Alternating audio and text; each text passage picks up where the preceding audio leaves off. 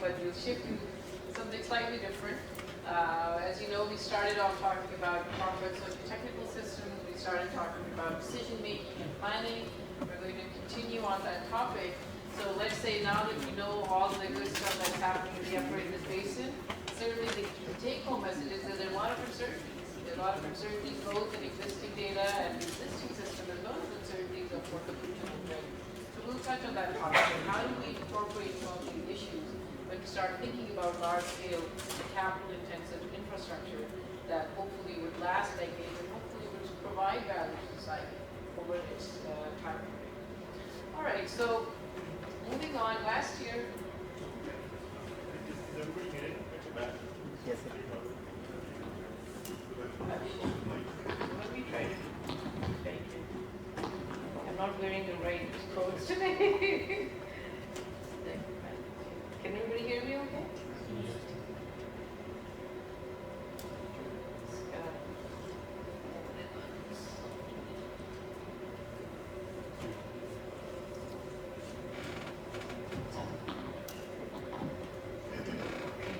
So आज by lecture number 2, ठीक है, multi-objective decision making. We talked about linear programs and we talked about single objective decision making. We'll continue that conversation today forward and we'll talk about multiple objectives. So the real world isn't simple, right? The real world can easily put in a single equation or a simple linear program. The reality is that we make complex decisions based on a number of factors and a number of criteria that need to be considered, right? In most of complex systems decision analysis, there are a number of different attributes or criteria that we want to evaluate. And it's very rare that there's only single basis of evaluation. It's very rare that even when you're buying your next car, or when you're buying your next cell phone, or anything else, you're just using only one criteria. You're probably looking at a number of factors when you make the decision, all the way from which graduate school to go to, or which university to pick, all the way to which project should be selected, right? So typically, we consider performance levels, we consider economic considerations, as well as social and environmental aspects. And they can factor in different ways. Their priorities might be very different depending on who's evaluating them, right? So here's an example, right? Typically in civil engineering, we talk a lot about multi-purpose storage dams. And depending on how we prioritize our different objective that the system is providing, you may use that for very different purposes or in very different ways. We just had this conversation yesterday that in Pakistan, we basically prioritize the use for our storage dams for food security, right? So energy security and other things come in later. So that's a priority and that's a decision that we made as a country, that we're going to make sure that our irrigation needs are met and then hydropower comes later. But the question is still open about whether, if we talk about overall economic objectives, is that the most optimal way? And there's no right answer. The reality is that there's no right answer. It just depends on the priority of the stakeholders involved, the priority for the people's needs and the priorities for economic development and many other things. So these are complex issues, and how do we sort through such decisions, and how do we recognize what the trade-offs are, and what are perhaps future pathways for operating or designing these systems in better ways so that the needs for different stakeholders can be met at reasonable levels. Okay, so typically, well, the bad news is that it's usually very hard to find a single global optimum solution. So one solution that would optimize all of the multiple objectives at the same time. That's the bad news, right? But the good news is that there are systematic ways in which we can at least assess how the different optimal solutions vary as we change perhaps the priority for objectives, and what does that mean and how can that inform our decision making. Okay, so sometimes there are different ways in which we can assess how to go about looking at these multiple objectives. We can sometimes measure these different objectives in similar units. And in that particular case, we can basically convert them into a single objective problem, right? So let's say you want to maximize energy production and you also want to maximize, let's say, irrigation. If you can convert all of this in rupees or in monetary values, then perhaps you could just look at a single objective function and try to optimize it. But let's say one of your objectives is saving people's lives through floods. How do you put a monetary value on that? Can you just put a dollar amount on, number of people saved if you operate it this way versus, the irrigation benefit or the hydropower benefit? Can you just add these things up easily? Not possible. In most cases, it's just not possible. So the different objectives that you may be evaluating may be on very different units, such that you cannot meaningfully just add different things up easily and come up with a single answer. So these are some of the inherent challenges when you're evaluating different objectives that may be very different. Similarly for environmental impacts. It's still very hard to quantify in economic terms or in monetary terms what the economic impacts are. So you can, certainly use different types of units, but you won't be able to easily convert them into rupees. So that's the challenge. Okay. So there are a number of methodologies that have been developed, again, in the past 40, 50, 60 years, that deal with these types of problems. Really the roots of multi-criteria decision-making are, are rooted in the 19th century, and we'll talk a little bit about that, but some of the modern methods are more recent. And there's a whole set of techniques that fall under this umbrella or title, which we call multi-criteria decision-making. There are elimination methods, which basically allow us to sort through different alternatives and weed out some of the less promising ones, which essentially simplifies our decision problem, so it makes it a little bit more simpler to analyze. There are additive rating techniques, which I'll quickly cover. They're very commonly used, recognized, and still employed in practice. They have a lot of inherent limitations, but because of their simplicity, they're still popular. You'll find them in all systems engineering textbooks, and you will find them in evaluation of back reports and many other large international agencies. They use these techniques. They're very simple. They have a lot of limitations, but they are used widely. And then we'll cover multi-objective optimization, so more sophisticated techniques of understanding trade-offs and modeling systems. There's a whole body of work which focuses on multi-attribute utility analysis, in which basically the idea is that you try to figure out the utility of different stakeholders and then combine different utilities and try to analyze the system on a scalar basis, multi-criteria decision models and so forth. In this lecture, what I'll focus on is essentially a brief overview of the first three things, on elimination methods, rating techniques, and multi-objective optimization. Again, I'm only going to provide you a brief overview and a flavor for what these things are. We'll work with a few simple toy problems just to illustrate how these methods work. I'm not going to work through a complex problem, but you will be able to appreciate what these methods are all about and potentially employ them in actual practice. I will give you examples of that. And then there are references if you are interested in learning about these methods more, you can certainly follow up on that. So we'll start with systematic elimination. This is the most common sense thing. If you look at it, it makes a lot of sense, right? So the idea is that you try to filter out your decision space. You try to filter out different possibilities that you're considering by systematically looking at how well is each alternative fulfilling or not the desired objectives, okay? And what you essentially do is you try to compare the different alternatives that are available to you and see which one performs less best or is worse in its performance than the others that are available to you as an alternative, okay? There's a limitation. You can only use an elimination method for cases where you can essentially rank order the criteria or the criteria values that are least available. There is an also important, limitation that you cannot account for the relative importance among different criteria. So you look at each alternative across different criteria and you evaluate its performance against those criteria, but there's no explicit recognition or way in which you can put different priorities in the criteria. So this is a limitation. But this is really not the purpose of this method also. Really the power of this method is to reduce your decision space. When you have many, many alternatives, how do you go about at least filtering some of the ones that shouldn't be there in your consideration?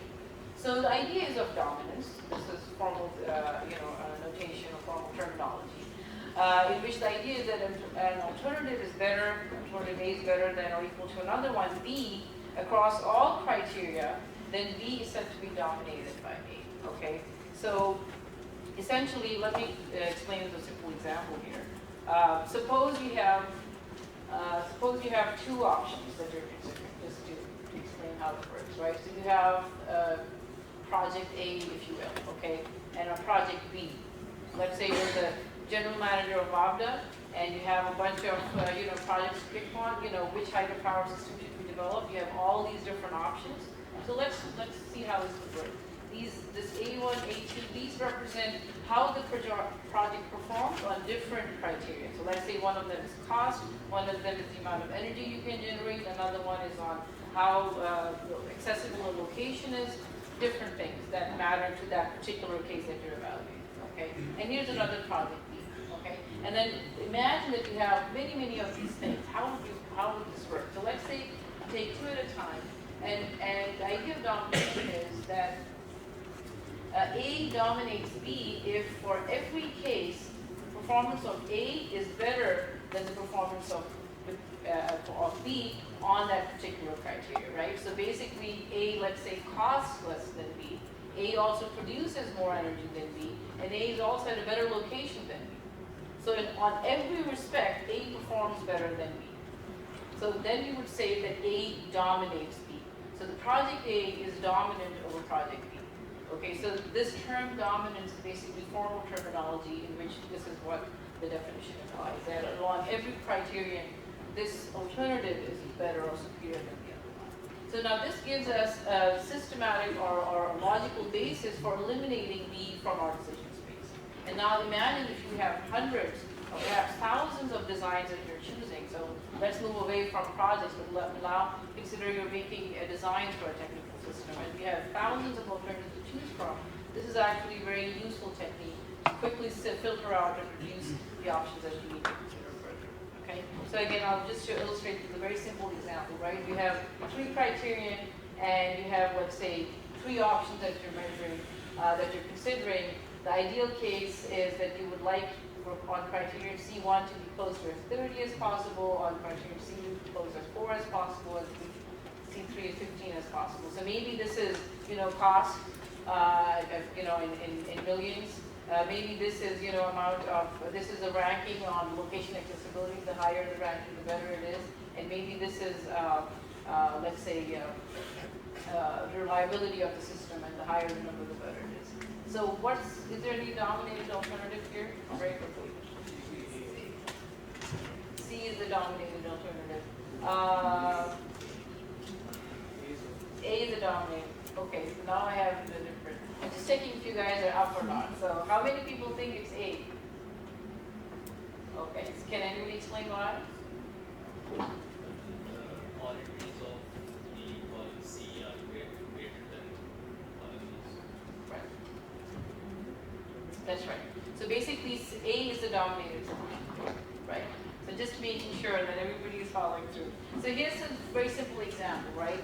That I just sort of briefly mentioned. You're going to set up a new thermal power plant, and it is desired that you break to greater environmental standards. You want to reduce the water intake for thermal power, and you also want to emit less greenhouse gas emissions.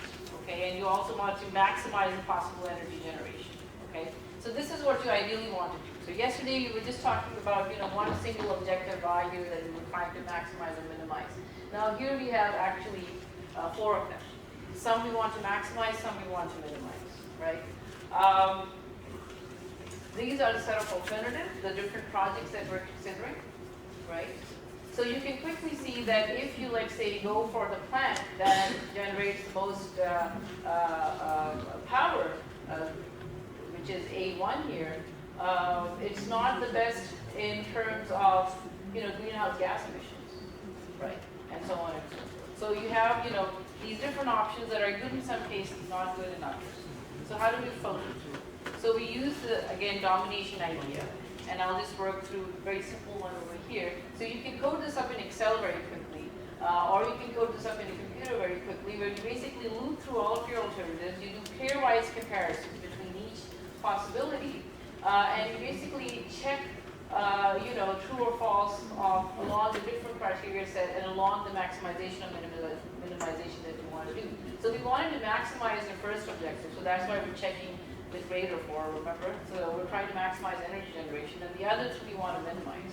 So we basically check if the first performance is greater than and the other one if they're less than, right? And then you check true or false, and essentially you get a score on how many criteria, each one is performing better than the others. And essentially, the idea is that any alternative that's dominated will have a score of 0. It won't perform better than any other. So you can quickly now, put this in a computer program, put this in Excel, and run through this whole thing. But this doesn't take into account weightage given to the system criteria. That's right. That is the main limitation. That's what I mentioned. That in elimination methods, you're not accounting for priorities. So you're just doing a quick true/false check. This itself actually is very useful when you want to quickly filter out, uninteresting possibilities. And the human eye can't do that very quickly, especially when you want to do it over thousands of possibilities. So this is the first step, where you just filter out, dominated solutions. We can use also design That's right. So I'll get to that. That's right. I'll certainly get to that. And that's what I was mentioning about the weighting techniques, which are very widely employed, although they have their own limitations. But I will quickly cover them just for completeness purposes. Okay. In many real life systems, especially complex or your technical systems, where you have all kinds of stakeholders and all kinds of requirements and all kinds of specifications that you need to meet. You're actually fine with not just looking at domination, or you're just fine with finding a solution that just satisfies a set of given ranges. Okay, so this is the idea of satisficing, where basically you just define a set of feasible ranges for each criteria, and if your solution falls within that range, you consider that to be a good solution. Okay. The essential problem with this satisficing approach is that you have to specify ranges now. Previously, we were just comparing greater or less than. Now you have to basically find a solution, or at least define ranges for your criteria. That has its own limitations, but it also has its own power, because in actual complex situations, it can get very hard to find feasible solutions. So here's one example right here, right? So let's say you again have 5 different alternatives and 4 different criteria. And you just want to pick, well, which alternatives are just even feasible. So you have all kinds of regulatory constraints, you have all kinds of constraints for meeting a certain demand in a particular location, and many other things. Just trying to find out, which of them are even feasible for a given set of requirements, you can use a satisficing approach. And let's say you are given these requirements, that the maximum allowed limit is 220 kilograms per gigajoule of energy produced for emissions, and you want to reduce the power water withdrawal at this level. You follow through, and essentially what satisficing allows you to do is to essentially just cross off alternatives that are just not meeting the criteria. So this is also filtering that you would do in your trade space. So think of this as constraints, right? Where you essentially are just filtering out options that are not fulfilling major constraints in your decision variables. Okay? And now you have essentially a much simpler set of alternatives to choose from. So this is another approach that is used, which is referred to as satisficing. Now this is the additive weighting method that our colleague just mentioned here, which is very widely used. It has its own limitations, but nonetheless it is a simple tool, in which basically the idea is that you weigh or prioritize some criteria more over the other, right? Each criteria is not equally important. Here, essentially, what you try to do is find some best alternative given a set of criteria and their priorities. So in the previous case, all we were doing, we were just filtering out possibilities that were not interesting. Here, the approach allows us to actually identify some best solution based on the priorities that we've given and the criteria set that we've selected. So this is a useful thing that comes out of this method. Okay, so let's see how this works. Essentially, it's very simple. You assign a set of weights to different criteria set that you have in your decision problem. You normalize the performance measures of the system along each criteria so that you can measure things evenly. If you're trying to maximize or minimize, you do the normalization accordingly. So if you want to basically minimize something, you use this. If you want to maximize something, you use this formula. And then once you have the non-dimensional data, you weight it according to the criterion weights, and then essentially you end up with a score, if you will, a weighted score for each option, right? So this is sort of a simple representation, mathematical representation of how the process would work. So you have a number of criteria from 1 to n. You give them certain weights, W1 to Wm. The condition is that these weights should sum up to 1.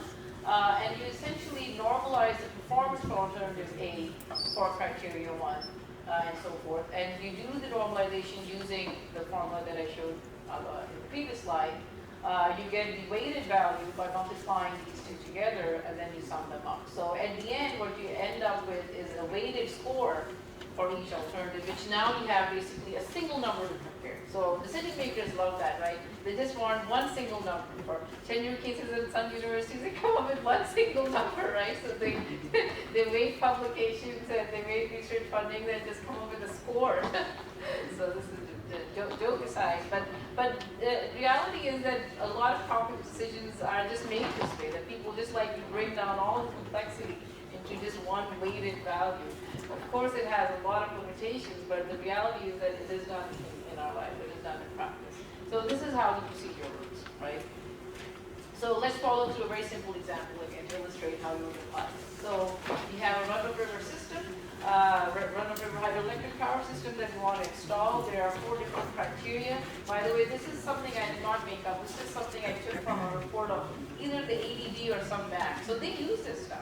I'm not making these things up here. They're actually using it to provide. So this was an actual weighting that was provided for a hydropower project that would be evaluated. So cost of energy, so they want to, dollars per kilowatt hours, 40% weighting, but it's not just cost alone that matters, as you can see here, right? So the mean annual energy generated, the availability of reliable hydrological data, why do you think that matters? The availability of hydrological data, or the length of record. I'm sorry. Right, reliability, right? So how reliable is your data? Essentially, it's a reduction of uncertainty. So essentially manifestation of saying that, how sure are we that, so it's just a crude measure of uncertainty. And then distance to the nearest grid. Okay, so. There you go. That's right. Well, this is a crude measure of uncertainty. This is a crude measure of uncertainty.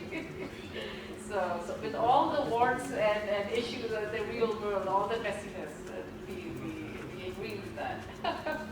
Okay.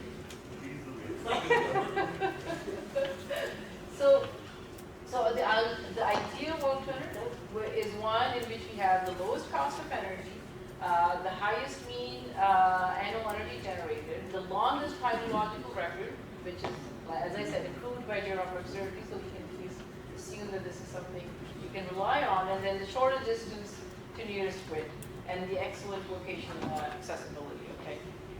So here so these alternatives are made up to explain how the process would work, so this is not, these are just for simplify a problem.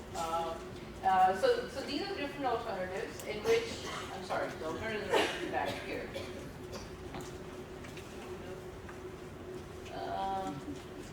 Okay, yeah, these are the alternatives, I'm sorry. No, these are the alternatives. So for H1, you have basically, 2 cents, 2.75 cents per kilowatt hours, 1900 kilowatt hours of mean annual energy, and you get the idea, right? So you have 20 years of record, hydrological record for this location, 15 years for this location, 50 years for that location, and so on. So you get the idea, right? So these are the specifications you have. Which system should be selected? So we go through this simple process, right? So we do the normalization. So these are the different values that we're comparing. So for the 4 cases, these are the different values for the cost of energy. The best one, the highest one is 2.75. So that's the one that we use here, and that gives us a dimension value of 1, right? Essentially, when the alternative that is the most expensive ends up with the value of 0, because that is the worst one in the set that we're evaluating. Again, that's basically how this thing works. And then for the others, you sort of proceed that way. Okay? And now, once you've normalized everything, now you can do sort of an even comparison across these 4 criteria. So this is what it would look like for H1. You weight them and you compare them and you score them, and this is the result that you get for all the four alternatives. You get a score for H2, which shows, this option has the highest score. So it basically, distills the whole problem across all these different dimensions in this one value that allows us to rank the alternative. So it's very simple, it's very straightforward, it's intuitive, so that's why it's appealing. But what's the limitation of this? What can be, sort of a limiting factor if we follow this for making decisions? What are some issues people can think of? That's right. So, you can pick your own favorite thing and just, that's right. That's right. What else? So it's very subjective. That's the main problem, that it's extremely subjective. You can come up with any solution that is your favorite one. But on the other hand, it does allow for traceability. So, coming back to the conversation I was having previously, yesterday, that at least if you follow a systematic method and you have, documentation, at least one can see, well, what were the priorities that were used as a basis for arriving at this. And that has its own value. And that is why it is, so here's the example, right? So let's say some other stakeholder comes in and you're basically, you're the local environmental preservation agency, and the set of rates that you will apply might be a little different. So you basically perhaps give a little bit more weighting to this, which is essentially you're trying to reduce environmental impact of the transmission lines and so on and so forth. So you give a little bit more weighting to that factor, and when you do that, so that's basically, the inherent limitation of this. It's very subjective, but nonetheless, it is a simple and straightforward tool, which provides some value. So this comes also, I just wanted to mention this issue of evaluative complexity that we talk about in socio-technical systems, that when you deal with these types of problems, you're not just talking about technical complexity or social complexity, but also complexity in how do you evaluate these systems properly, because every stakeholder will have their own different set of priorities. So think of Kala out there, right? That's your classic example. So here's, no problem technically, it's all designed off, but it's the evaluative complexity that is at play. So how is it viewed and perceived and evaluated by different stakeholders for perhaps very legitimate, concerns that they may have, but at the end of the problem is that people come up with very different solutions. Okay. So moving on, so that we talked about, filtering, so, reducing from our decision space, we talked about, dominance, talked about weighting methods. How do we now perhaps use a little bit more sophisticated approaches of problems that may be a little bit more complex, in which we can at least hope to find some kind of optimal solution, right? So here we were just dealing with 3 or 4 or 5 alternatives, which is fine for a certain class of problems. For another class of problems, you may be dealing with different types of trade space, different type of decision space, and you wish to find, well, what's the best I can do? Okay, because in these cases, we just had some fixed alternatives, and you just have to pick from them. But let's say you're a designer, and you're working on a design problem, or let's say you have a little bit more leeway in planning, and you can consider a host of different possibilities. What's the best I can do? That's the problem in which we now deal with optimization, right? So we talked about this yesterday, and we said that in the single objective optimization, we try to maximize or minimize some objective. J, I was using the notation Y yesterday, it's the same thing here, J, of some function f of x. X is our set of decision variables, subject to the condition that our decision variables all lie in some feasible region, and that feasible region was essentially the space in which all the constraints are satisfied. Okay. Now we can extend this idea to several other classes of optimization problems, in which essentially, if this function of x is linear and all the constraints are linear, we call it an LP, which is what we discussed yesterday.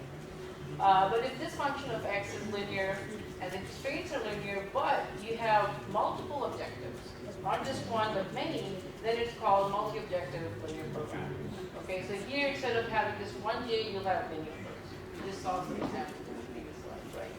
And then you have, similarly, if f of x is function, objective function, or if the constraints are non-linear, then you have a non-linear program. Single objective, if you have this one objective and you have a non-linear, multi-objective non-linear program. So it's very straightforward, right? So these are very different classes of optimization problems. Some of them are easier to solve than others, and there are different techniques depending on the student. So here's the general formulation for a multi-objective optimization problem. You want to minimize some objective j, which is a function of the decision variables x. P is a basically set of parameters. So especially when you basically pose your problem, you may not have just a number of decision variables, but also parameters that you can easily vary. And this is a situation you may often encounter when you're, let's say, designing systems. So you can vary different parameters, generate a bunch of possible designs. These are not necessarily decisions that you're making, but they're parameters that you can very easily in the model and then evaluate your system. And then similarly, you have a bunch of constraints, some inequality constraints, some equality constraints, and some bounds on decision variables. Okay, so this is a general formulation of a multi-objective, multi-criteria optimization problem. And the key here, as I just mentioned, is that this J is a vector here, right? It's not a scalar, it's a vector. So essentially, you have Z objectives that you're trying to optimize over. Okay, that's the key difference from what we were talking about yesterday, where our J was just a scalar quantity, just one. All right, and these are our constraints. Okay, so I like always knowing where some of the science and the methods and the knowledge that we're using comes from. So I'm going to take 30 seconds to describe where some of these methods arose.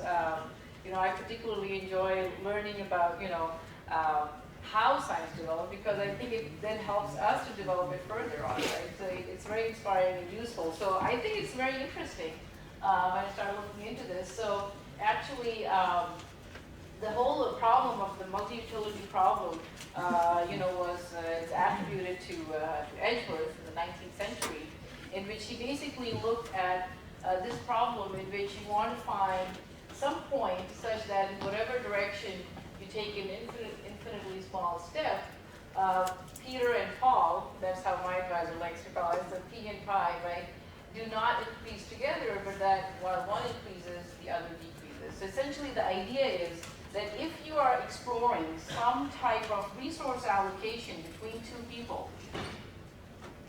right, so we have Peter and Paul, right, and we're trying to find some kind of resource allocation, and there are different types of possibilities.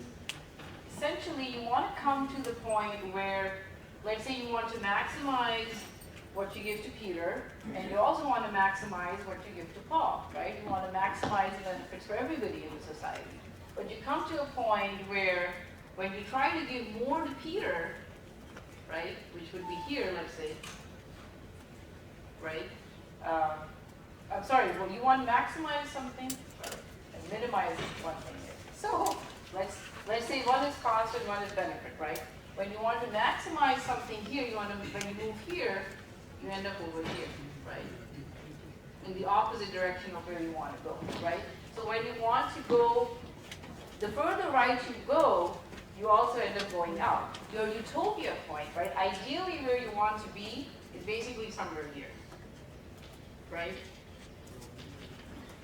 This is your utopia point, if you will, right? Where this quantity has the maximum value and this quantity has the minimum value. Okay, so I chose the wrong example here. I should have chosen a different function. But let's say you want to maximize the benefits here and you want to minimize the losses here. So your utopia point is somewhere here. But in reality, what the feasible space allows you to do is that you come up over here. If you want to move further to the right, you end up moving to this point, which essentially takes you up. So you can't increase your benefits any much more further without also incurring a little bit more loss. This is basically the whole idea of trying to find those set of points or those set of solutions which give you the maximum benefit for any given level of acceptable cost. That's basically the idea that they were trying to look at, right? So he laid the foundation for thinking about mathematically of how one would go about doing it. And then Wilfredo Pareto, he's a famous name, especially for economists. Are people familiar with Pareto frontiers? I'm assuming How many people have heard this term before? Okay, so fair number. All right. So he was actually a civil engineer. Interestingly enough, he wasn't an economist. He was trained as a civil engineer, and he worked as an engineer for quite some time. And then he started essentially, thinking about applying and thinking about, philosophy and politics, and then applying some of his mathematical training on some of these social systems. So in 1893, he came up with this really famous theory, which is known as the Pareto optimum, essentially in which he said that the optimum allocation of resources in a society is not attained so long as it's possible to make at least one individual better off in his own estimation while keeping others as well off as before in their own estimation. But essentially, if you can make one person better off and also another person better off at the same level, you haven't reached the Pareto optimum. You have reached the Pareto optimum when you have this type of situation, where you cannot give more to one without taking away from the other. That's basically the idea. When you reach that point, you're at the Pareto optimum. That you've basically given the maximum you can to one before you start taking it away from the other. Okay? So that's basically the idea. And it's a very powerful idea. It originally came across, it was originally developed for economic applications. But the interesting thing is that it has found its way in engineering design, engineering design and management, and that's what I've sort of talked about. So, multi-objective optimization, essentially the idea is that you try to find the Pareto frontier for your design options or for your management problems that you're looking at. So let's see how this would work.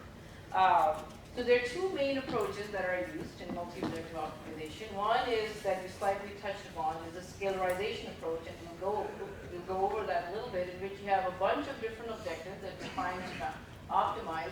You basically scalarize them into one, and then you essentially solve the linear optimization problem.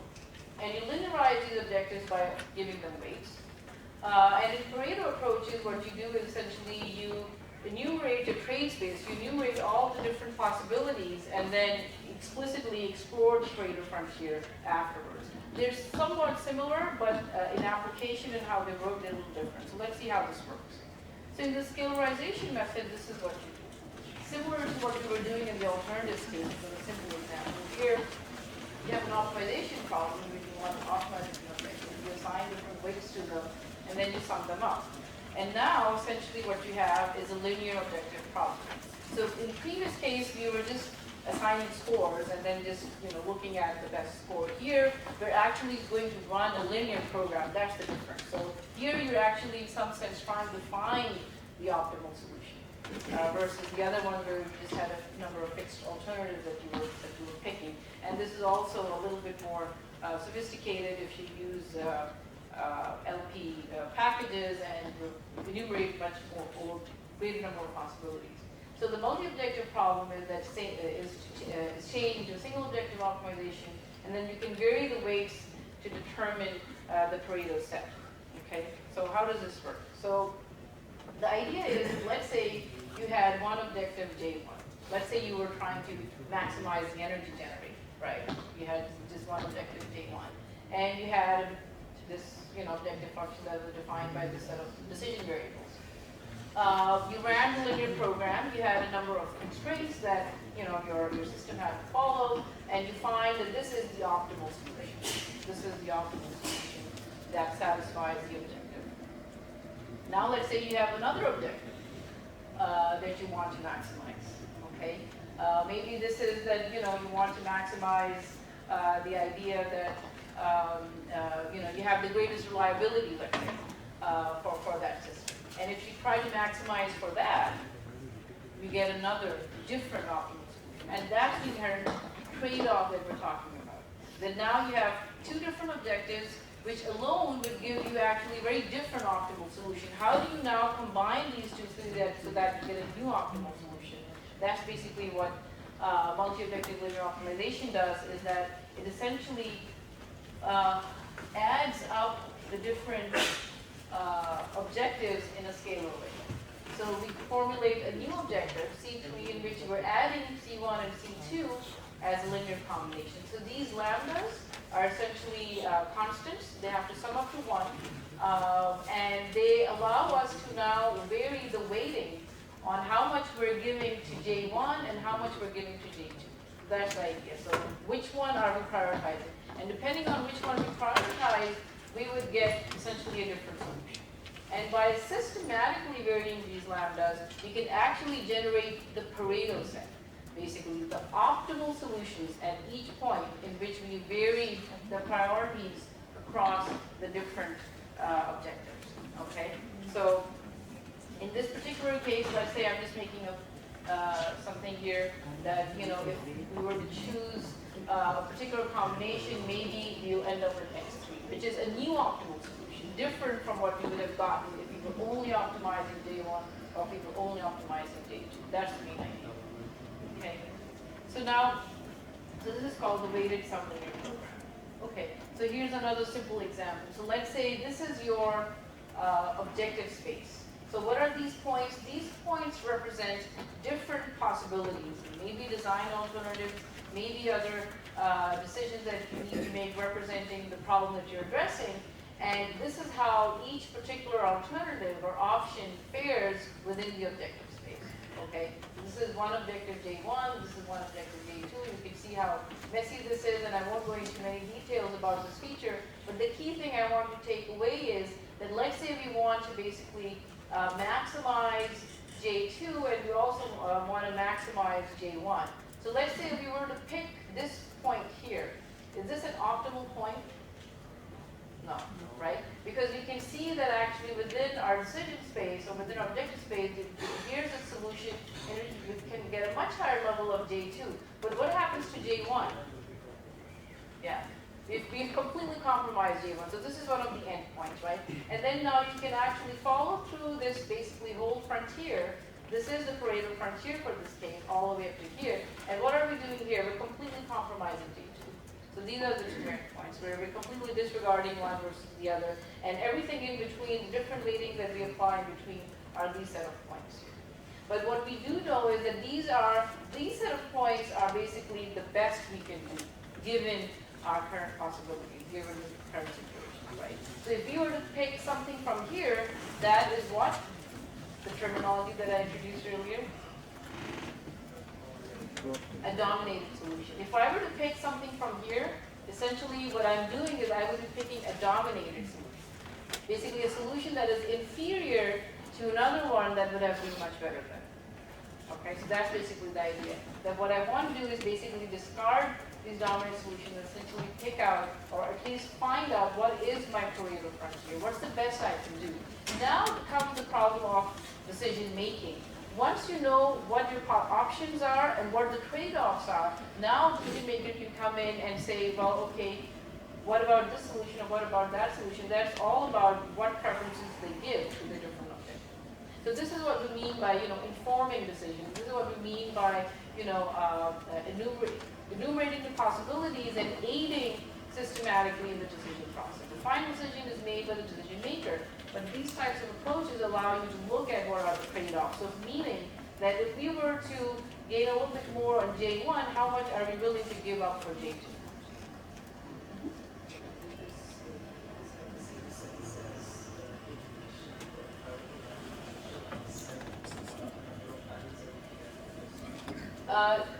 You could, but in elimination we weren't running any weights, remember?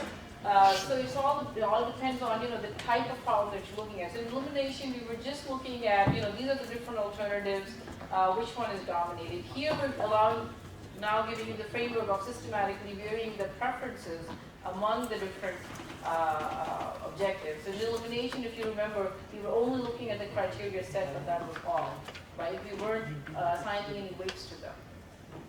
So there wasn't any relativistic comparison. What this allows us now to do is to do this trade-off, to do the relativistic comparison of giving priority to one versus the other.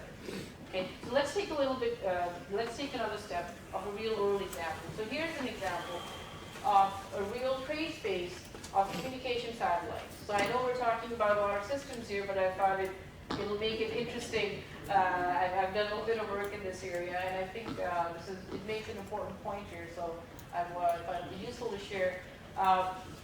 This is essentially a trade space of communication satellite systems in which each point represents a particular design. a particular satellite constellation. Each point represents a particular constellation design defined by the number of satellites, the type of coverage it can provide, the number of customers it can serve, particular orbital altitude and so forth, where it will be deployed and so forth. So you specify a number of design parameters. For those given design parameters, you have a model which basically outputs the life cycle cost of the system and the total number of channels that it can support, essentially the subscriber base that it can serve.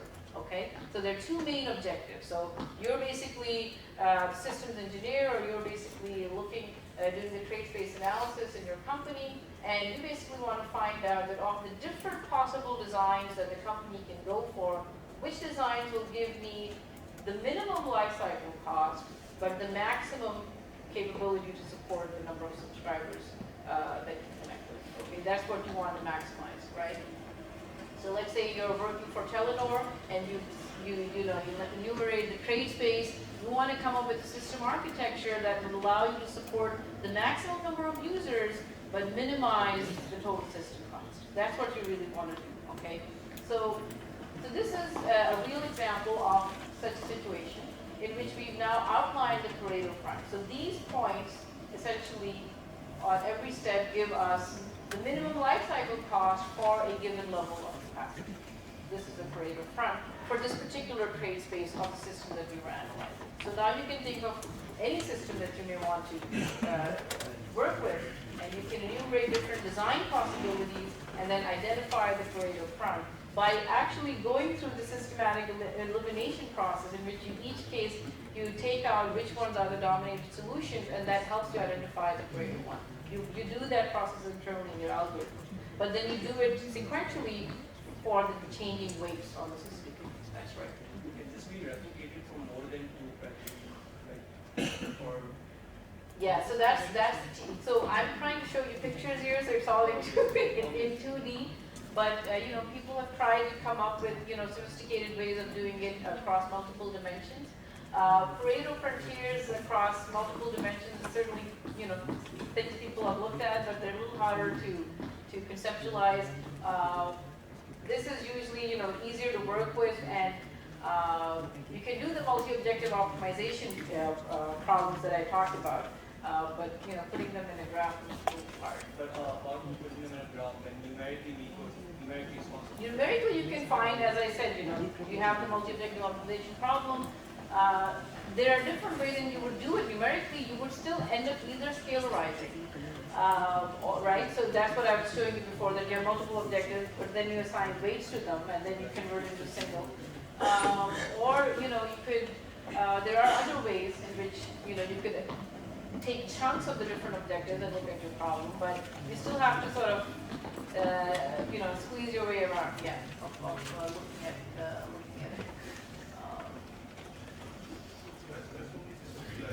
Yeah, yeah.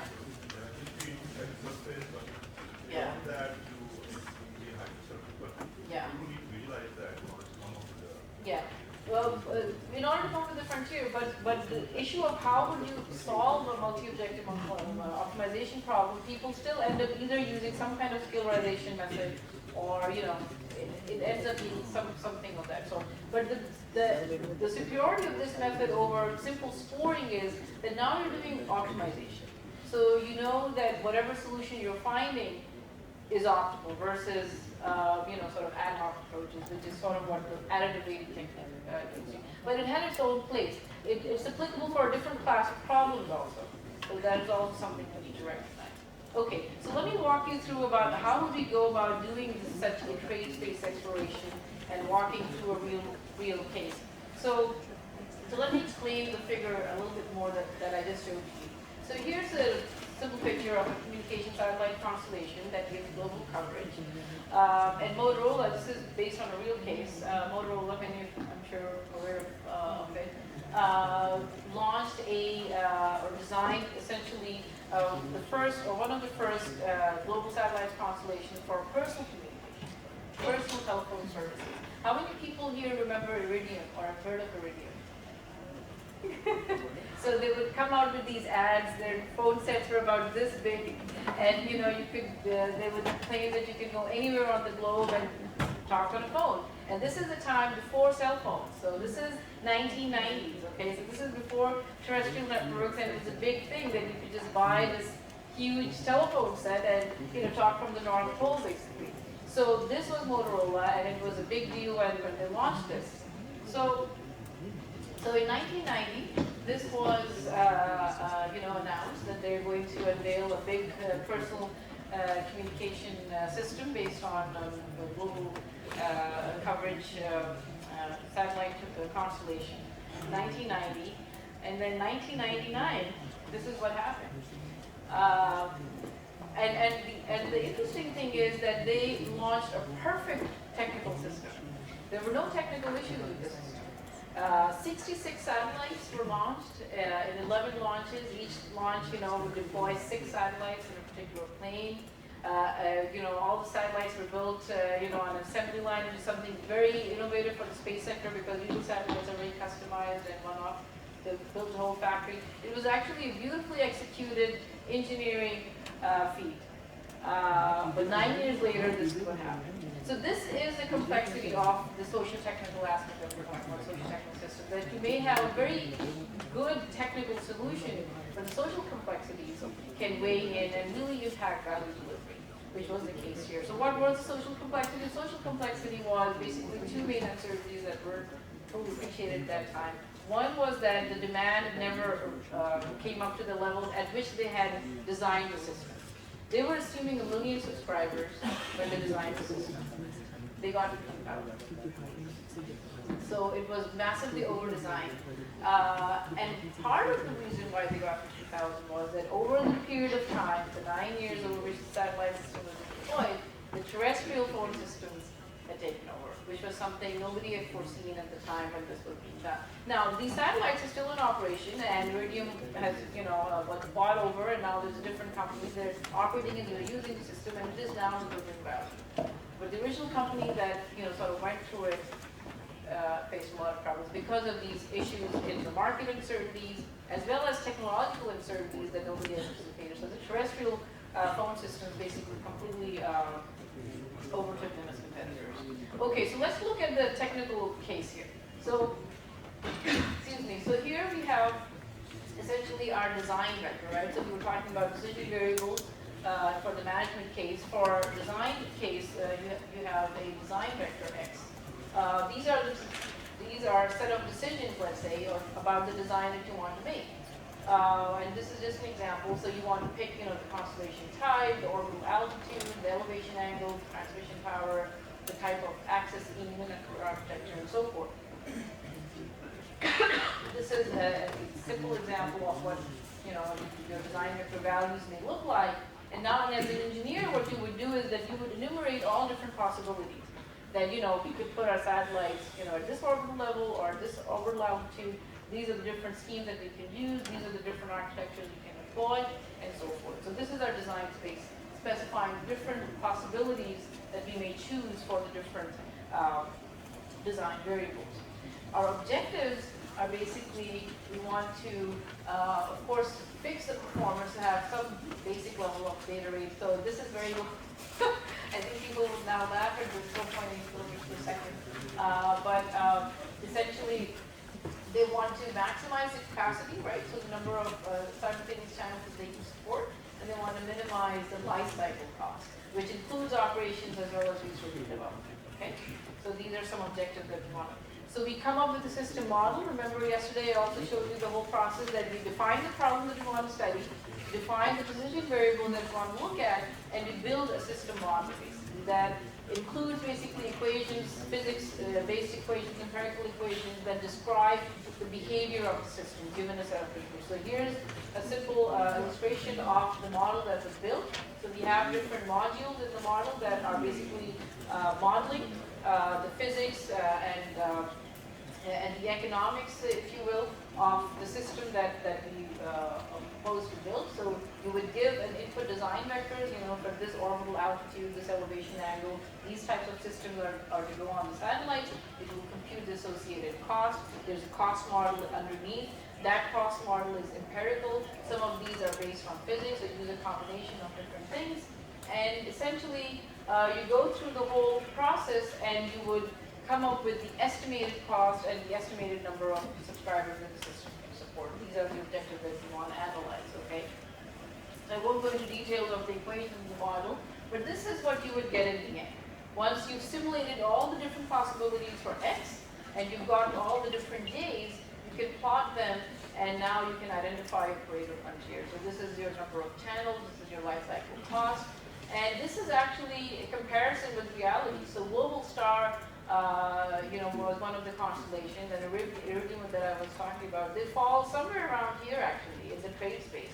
Global Star, in our case, what we found was actually much closer to the Pareto optimum. Now, of course, is this perfect? No. We had this discussion yesterday when Dr. Sohail was here as well. At the end of the day, this is just a model. It's not a full representation of reality. And for us to, let's say, criticize that, global, Iridium really didn't have active data technically is not really valid. They may be looking at other considerations, other factors. The Pareto frontier that we're seeing here is for these two objectives.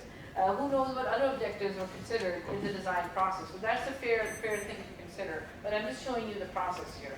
But nonetheless, you can appreciate the power of such analysis. And this is routinely done when you're designing large-scale systems in which you're trying to look at the trade-off. So now this picture allows you to appreciate a few things here.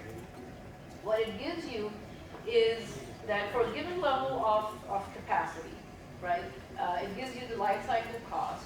And if you design your system, let's say, for a certain level, right, over here, for a certain level of capacity, it was designed for about, it was actually designed for about 1 million. So they're not showing the Iridium case here, but let's say you design it for this level, right, and you get only 10,000 subscribers. What does that mean? It basically means that you over-design your system and all of this is waste, essentially, right? So now you can estimate the cost implications for the over-design of your system if the demand doesn't arise to the level that you're estimating. Or alternatively, you can also estimate the opportunity cost. That if you under-designed your system and then you had more demand, so you were Telenor, you set up your network and you suddenly find out that you're expecting, how many million customers are they serving? They have a big part of the Pakistani market, right? So you design it for 20% of the market and suddenly you find that 50% more design, that's lost opportunity because your system just is not big enough to support all of it, right? So here's your lost opportunity. So under capacity. You can quantify that also as well. So now once you know this, what would a smart engineer ask? Or what would a smart manager ask? What are some of the questions that may come to your mind, if you can appreciate some of these issues?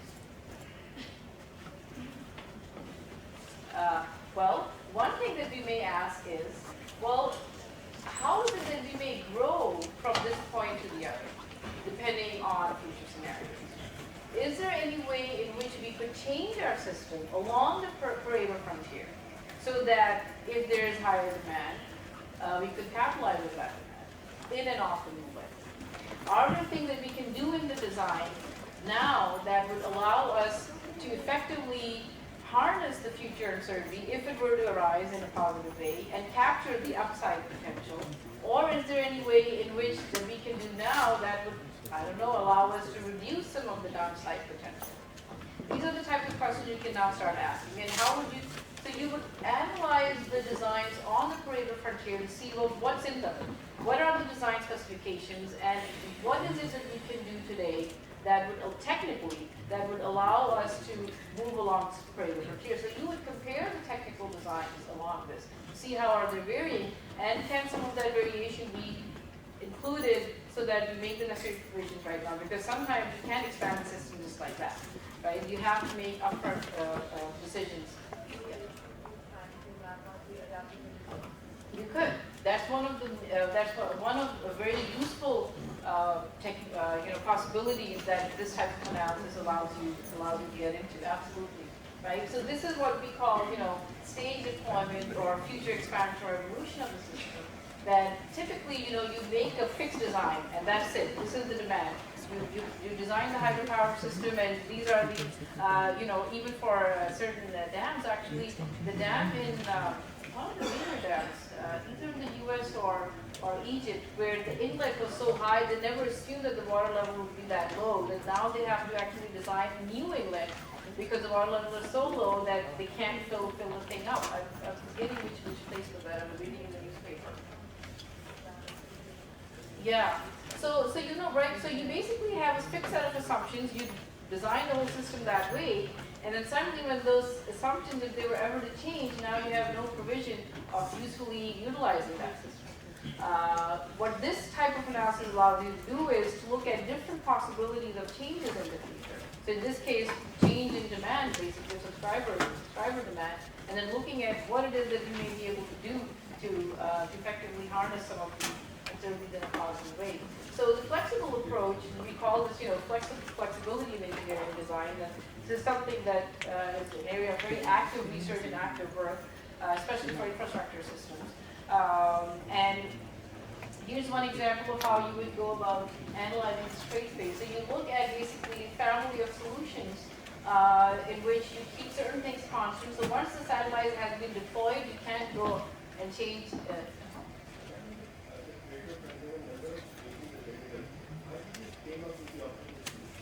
So we didn't come up with the optimal solution here. We just identified the Pareto frontier by essentially enumerating different possibilities of feasible designs. So that's an important question. Thank you for asking that. So just to be clear, the example that I'm giving here is of trade space exploration, in which essentially what we did was we enumerated a different set of possibilities, right? So different levels of the values of X, and then we used the theory of optimality, or the theory of what I just described here, to essentially mark out a Pareto frontier, essentially using dominance as a basis for filtering out the solutions and then marking out that these are the best ones. We weren't running an optimization in this particular case. We didn't run an optimization in this particular case. Sorry? So each point represents a feasible design, meaning that it meets the constraints, but it may not be the optimal design. That's what we were showing here. That if you actually enumerate the possibilities, that you'll find that there is a particular set that performs the best, given the other set of options. And we use the idea of Pareto optimality to determine those best designs. So here, how much time do I have? Okay. So here we basically now explore the trade space, right? And this is one idea, that essentially we identify that along one particular path, there's a system that we can grow over time. So here essentially, these things are constants. Once you've deployed the satellite in orbit, you cannot change the satellite itself, right? So that's the inherent limitation. So when you're searching through this trade space, you want to identify which are the possible pathways in which certain design variables are fixed. Those are the ones that you won't be able to change later on. But there are some that you can change. And what are those pathways? Basically, that's the logic that was used here in this case. So you say, well, I can't, change the diameter of my antenna on the satellite, and I can't change the power system on my satellite, and I can't change the inter-satellite links once all of that system is up in orbit. But there are other parameters that I can change. I might be able to change the elevation of the satellite, or the altitude of the satellites. I can change the number of satellites deployed, those types of things. And basically, you then explore intelligently the trade space and try to best find the options that allow you to be as close to the frontier as possible. So this is all what we call, flexible engineering design or flexibility in engineering design. And it allows you to essentially evaluate the impact of uncertainties and how the system may perform better than traditional techniques. So this is just one example of stage deployment in which you actually, what our analysis showed was that one possible better way could have been that they would have deployed a smaller constellation of basically just 8 satellites. And then over time, depending on how the demand may have evolved, they would have just grown it over time. But coming up with what's the first right constellation, you need to do that intelligently by determining what are the right parameters, what's the right altitude, elevation angle, and so forth. So this is just one example. So now coming back to the problems at hand that we've been discussing. We talked about IBMR yesterday. We talked about, linear optimization and single objective. Now we may have multiple objectives. And you know, the space is open for us to now exercise some of these models and look at what are the trade-offs for the interspacing case. What are the trade-offs for hydroelectric power generation versus agricultural productivity? Some people have done a little bit of work in this, Claudia Rickler, and some people at Afreen actually have looked at this a little bit. Ethan has been modeling some of these things. So there are people who are beginning to look at some of these trade-offs, and they're very regional, right? So there's no one simple answer. As I said, they depend a lot on priorities, on stakeholders, and on the regional characteristics. So the Indus Basin certainly is a great laboratory and a critical one where we need to perhaps apply some of these tools. I'll just give you one more example of multiple objectives and the issues for incorporating, and certainly in trade space analysis, Delta system design, is that if you look at the hydropower potential and the projects that have been identified by VAVDA and PIPV, where the power, PIPV, I'm always forgetting the name of the report, they basically have a huge list of hydropower projects that are available on the Indus Basin. And you can see that spatially they're all concentrated in the northern part. Of course, there's no surprise there. But picking out which are the best ones, and you may want to optimize their spatial distribution, right? So you may want to serve underserved communities. You may want to maximize energy generation, and you may want to maximize many other things. I mean, how do you sort through all of these? This is a very real and right problem, ready for analysis.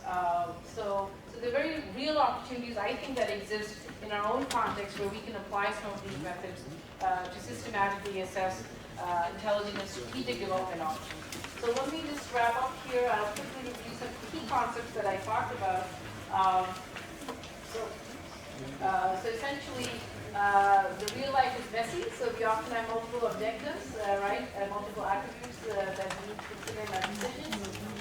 There are a number of techniques that allow us to help us do that, elimination methods, and our one multi-objective problem. This is one key line that I want to emphasize here, which I did say before, is that it's important to recognize that a multi-objective problem has more than one optimal solution. You sort of saw that on the Pareto criteria here. But there is no one single optimal. I sort of mentioned that there's no one global optimal in a multi-objective problem. That's very key to recognize and appreciate. That in a multi-objective case, you actually have a set of optimal solutions, depending on the priority objective that you specify. A Pareto front is one in which all the points are non-dominated, and trade space analysis allows us to look at trade-off. So hopefully using this, we will now build up on the next topic over the next two lectures on the trade-offs between water, energy, and food. This is the so-called water, energy, food nexus, which is a critical area of interest, of research. Hopefully it will seep into practice as well, in which people recognize these trade-offs that exist between these two critical issues. There are also synergies that are not appreciated in many cases. And how do we simultaneously, or at least in an integrated way, think about water security and food security and energy security? There are multiple objectives that we want to think about. So we'll build up. All right, thank you so much.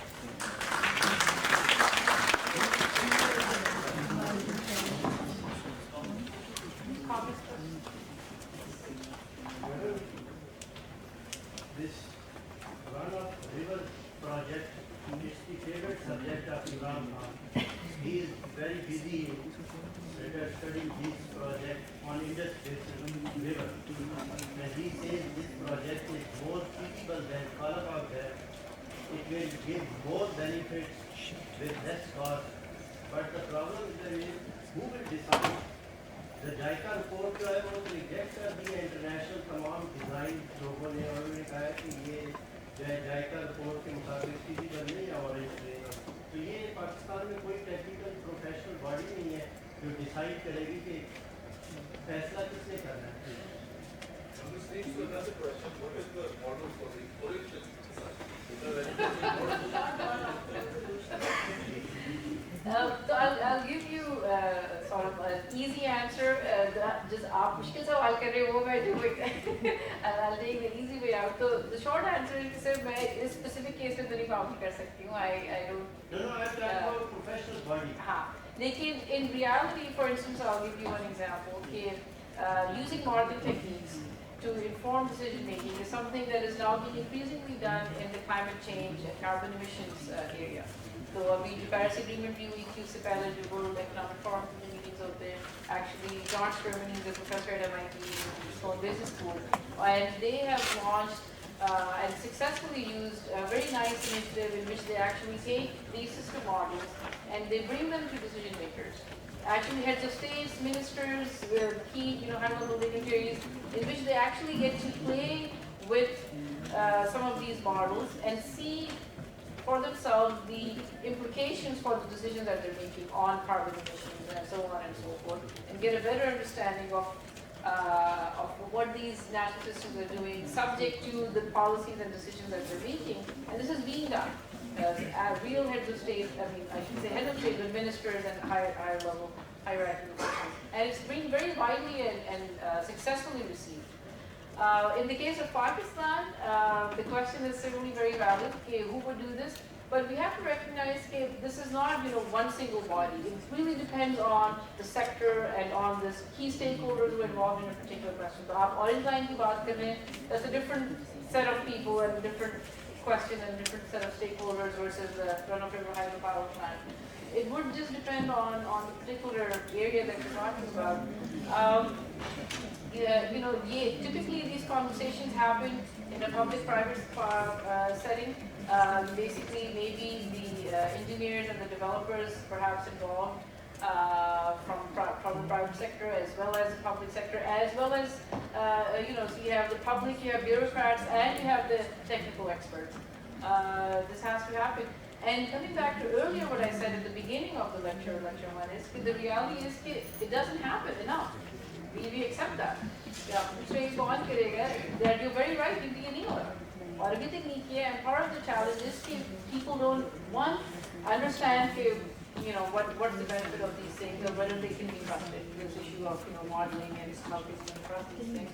And second is it will require a cultural change. We were just having a conversation, even basic science papers, where people do very sophisticated and detailed analysis, they don't end up on the desks of policymakers to inform their decision making. So it is reality, but we still need to try to work towards it. And one example that I gave you of climate change is one such, where real world application and involvement is happening, where they're actually using at least the power of models to show how policy making can be improved. That is certainly happening. So we have hope.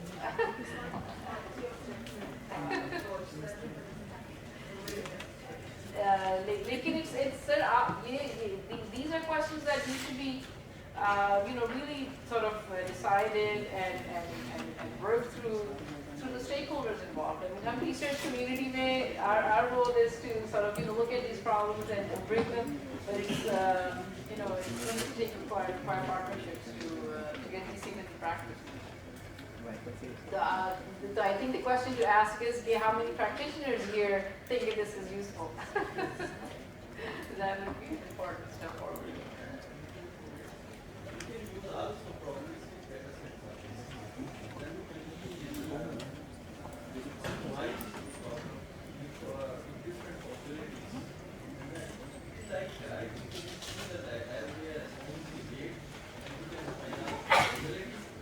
Absolutely. There's a whole area called stochastic optimization in which they basically look at this. You're absolutely right. And it's a very, very rich and powerful area. Try to use statistical models, we are still using the rational model-based method, and they would have actually shown the same sort of things, whether they are useful or not. So I mean, they sort of fall into that same category. Yeah. So really the question is that whether these analytical methods are useful for the decision makers or not. Or if we agree that they are, how do we get them in use? But I hope that within this crowd at least, I mean, there should be an appreciation that, well, these methods should be learned, should be be internalized, and then you can decide what to do with them. But instead of sort of just blankly sort of rejecting them or accepting them, I think here we are here to learn what are the best decision makers in top industries, in other countries, how are they doing it. If you like it, of course, we can make them. You know, a lot of these methods come from the aerospace industry. A lot of these methods in phase space analysis, systems analysis, they're not just in books written by professors and read by students. They're actually coming from industry, from the aerospace industry, where a lot of high-stakes decisions were being made, a lot of money was being spent, and there was a need to develop tools where you could systematically make intelligent decisions. So there is a basis for these things, and they are used in the real world. The challenge is, how do you use these types of approaches and models for policy and for decision making related to the public sector? Because private companies use these types of approaches. So that is one thing I would like to point out. I think the kind of criticism that I would have expected was that maybe there were social scientists there. But we are now pointing towards social engineering or central planning, and so that is, I think, is a valid criticism. But for now, I think let's not go into that. Let's just see what this is.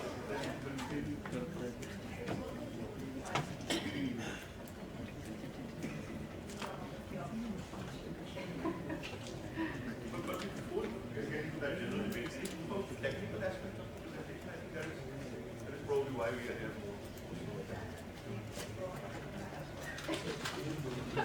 Okay, so there should be less math next time. The purpose here was just to sort of give you a flavor. So let me explain why I used a little bit of equations. The purpose here was just to give you a flavor that a lot of these methods have a mathematical basis, and I just introduced you the problem formulation. We didn't work through, problem solving, the steps of solving them, and to also show you that there are packages and tools available that allow us to use some of these techniques in a useful fashion, and that there is a lot of opportunities available to elevate our decision-making process and our management process. Really, that was the purpose.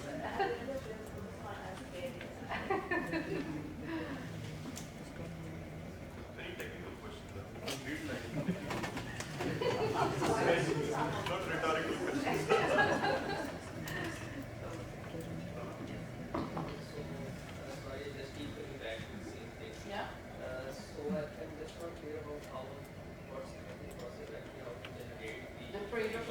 Yeah. I have it in the slide here. So this one,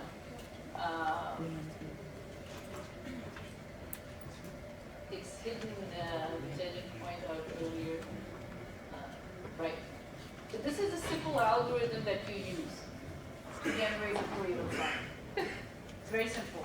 So you basically, once you've enumerated your designs and you know for each design the value of J1 and J2, you basically just apply this logic to pick out which ones are the dominated designs, okay? So for let's say you have design I, right, and you have two objectives, you basically check that, between these two comparisons, whether J1 is greater than J2, right? And for at least one,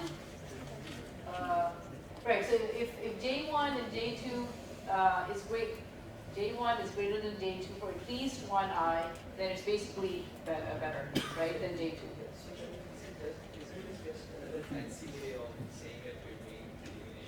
That is what I said. You will use the process of elimination when you pick out the Pareto frontiers.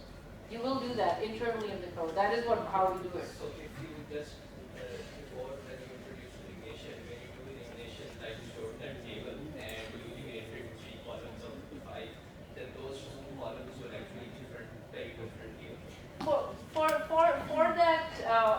For that problem, you could say yes, but it's Pareto frontiers is basically when you essentially are looking at a number of alternatives across a very well-defined space of decisions. Over there, what we were trying to show you is that between 2 or 3 alternatives, which is the best one. So yes, you could argue that within certain limitations, that's a good example, but in the context in which Pareto optimality is used, it's used in the type of example that I told you about.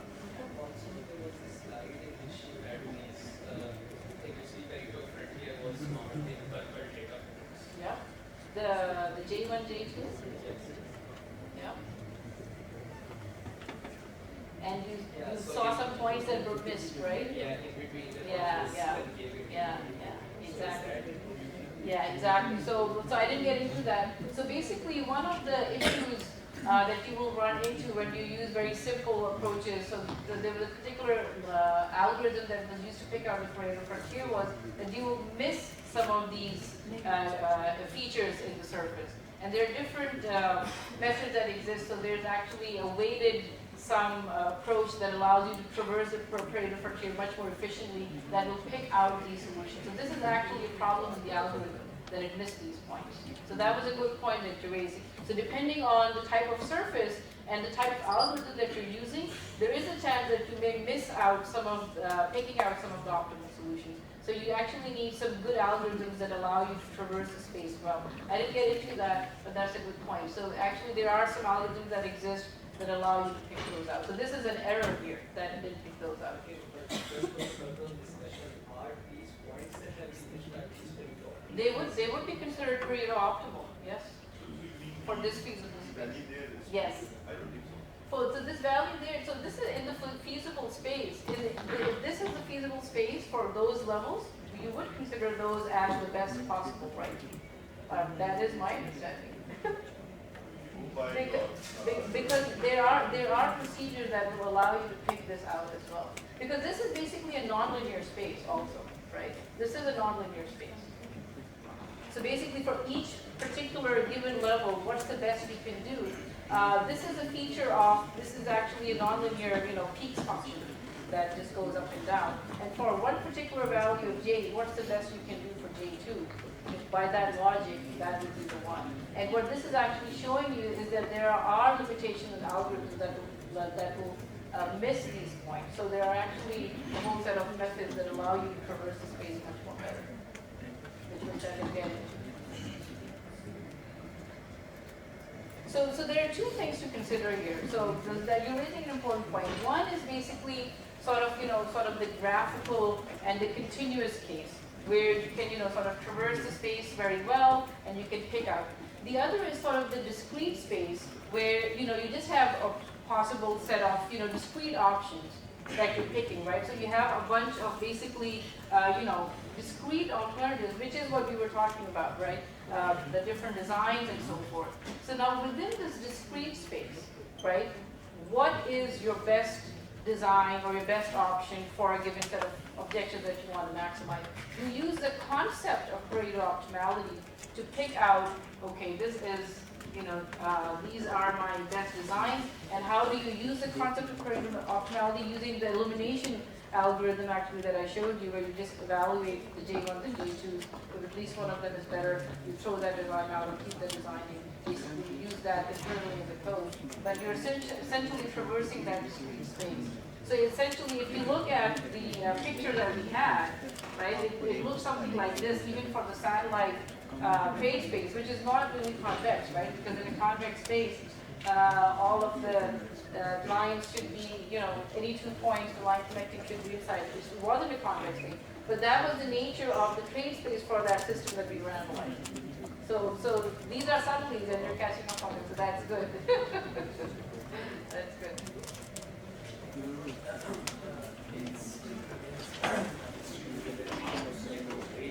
Yeah.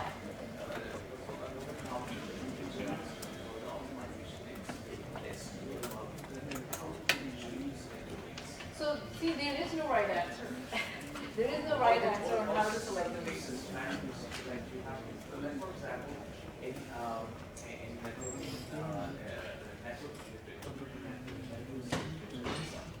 algorithms that how to select the best routes and paths, and it is a cost. That can come across my equation with this species of diseases, or loss of transmission between transmitters. Okay, that makes sense. These kinds of answer, what the objective. Yeah, yeah. See, that's the thing, what the types of examples that you're giving, best route, best on what criteria in terms of, cost or time or, whatever, distance traversed, whatever is your function, you can do that pretty easily. But here in these types of problems, when there is no right answer, right, of lives lost, how many lives that you save, let's say, in design of a dam to protect from flood, what is the right answer? I don't know, and nobody knows. So what you really do, or so for example, in this case, when you're trading off between, life cycle costs and subscriber capacity, there is no right or wrong answer. It all depends on, the strategic decisions where the company wants to go, and in the case of the dam, many other national, priorities that come into play. In the class of problems that I'm talking about here, the short answer is that there is no right answer for these weights. It's basically, the weights allow you to enumerate the possibilities, quantify the trade-offs, and then clarify the decision process. Procedure to select the correct way. I see. That's what that kind of. So what people do is that they'll do sensitivity analyses, right? So they will actually run through the whole spectrum of values for the lambdas that I was showing you, right? So for instance, over here, by the way, this was what I was mentioning about the convex space, right? So this is just a discrete, so by that definition, the space is convex, but okay, so if you look at Pareto,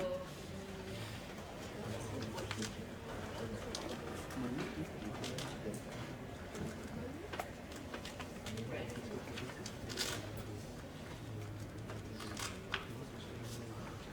So we have essentially something like this. So what people will do is that they will run through and enumerate, the different values of W. If you have essentially just two J's, it's pretty easy, right? So let's say your J total is lambda J1 plus 1 minus lambda J2, right? And essentially what they'll do is you run through all the values of lambda. When lambda is 1, basically, right? What you're doing is essentially you're just putting the entire weight on J1, right? The J total, essentially you're just optimizing J1. And then when lambda is 0, so you basically go all the way from 1 to 0. When lambda is 0, essentially what you have is just J2, right? So essentially now you can look at the whole spectrum going all the way from emphasizing only J1 to all the way to emphasizing only J2 and everything in between. And it gives you the whole spectrum of what your solution would look like depending on how the way. This is a technique that people use.